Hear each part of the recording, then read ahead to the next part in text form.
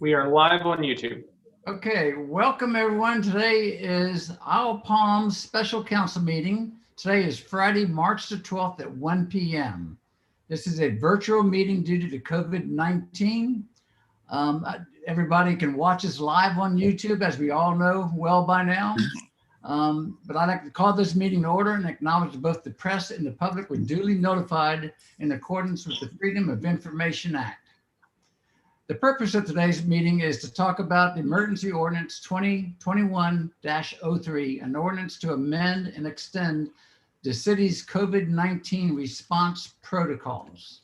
And I'm going to plagiarize somebody by giving credit, whereas we've left COVID, but COVID has not left us. This is our city administrator assistant, Ron Hanna, who said that. And he's very correct, because my middle son, is home with COVID right now. It has not left us. So we still have to be on our alert. On this emergency ordinance 2103, we have a red line copy that's online, everybody to see. We have one section, number 8, during the duration of this emergency order, businesses including but not limited to event spaces, restaurants, and bars shall not allow live entertainment, including but not limited to bands, DJs, karaoke, bingo, trivia, contests, and other crowd drawing activity after 11 p.m. This is recognized as a temporary alteration of the city's existing noise ordinance, section 925. We are striking that from this ordinance. Ron, you want to show that? Do I hear a motion for this? So moved. Second. Any discussion? Mr. Mayor? Yes, sir. Yes, I'm fully in support of this. I think it's time that we make sure this is eliminated from this emergency ordinance here. Allow the bars that have live music, this will sync up with the 1 p.m. closing time that most of them have. So I'm fully in favor of it. And I should have asked Nicole to give us a roll call in the beginning, but she's going to give us a roll call as we take a vote. So, and as a practice, we haven't really done roll calls for special meetings, so that's fine. Okay, well, we're going to have a roll call as we take a vote here. Any other comments?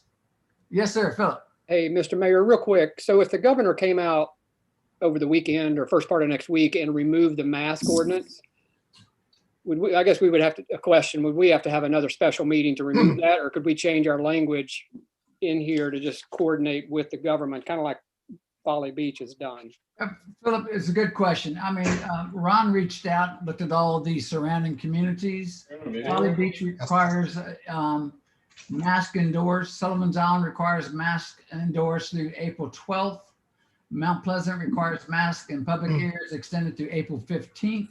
North Charleston masks are required in public areas until rescinded by the governor's state of emergency ends. City of Charleston runs through April 14th, and Charleston County masks are required in public areas through May 9th. Now, our restaurants and bars, when you're in there, you can remove those when you're drinking and eating. But I think, again, as we said, this COVID is still out there. I think we need to be protected. And I think we got to be proactive as opposed to reactive. And I think we've been very proactive, as all the communities. But any other discussion on this? Yes, Desiree.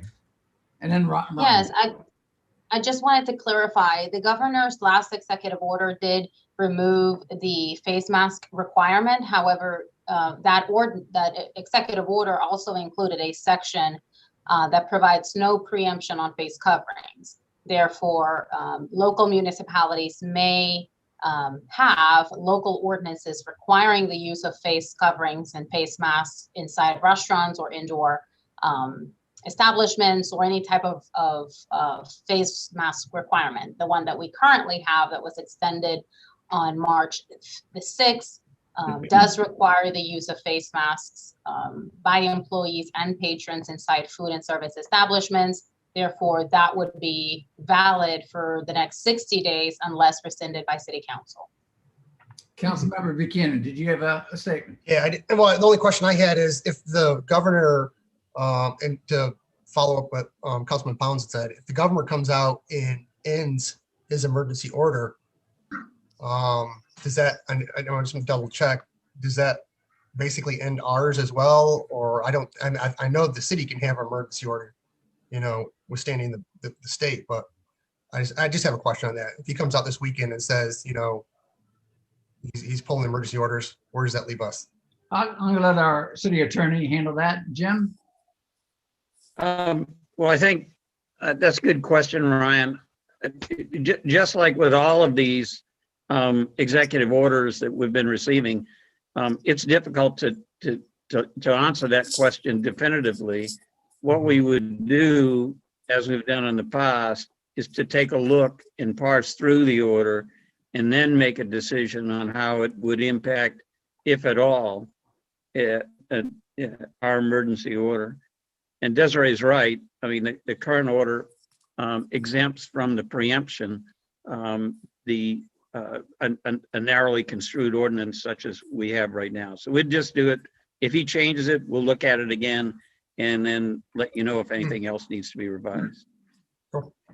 Any other questions? Let's vote. Okay. Oh, Councilmember Smith. Yeah, just to support your statement, Mr. Mayor, we are, an MUSC study indicates that South Carolina is just around 35% with herd immunity so far. Well, we're not at herd immunity, but 35% immunity in our population, and we need to get to 70% for herd immunity. So I think that the continuation of using the masks is definitely in order. Thank you. Anyone else? Hearing none. Nicole? Okay, you're voting only on removing section 8 from ordinance 2021-03. Councilmember Streetman, Aye. Councilmember Bell, Aye. Councilmember Buchanan, Aye. Councilmember Popson, Aye. Councilmember Smith, Aye.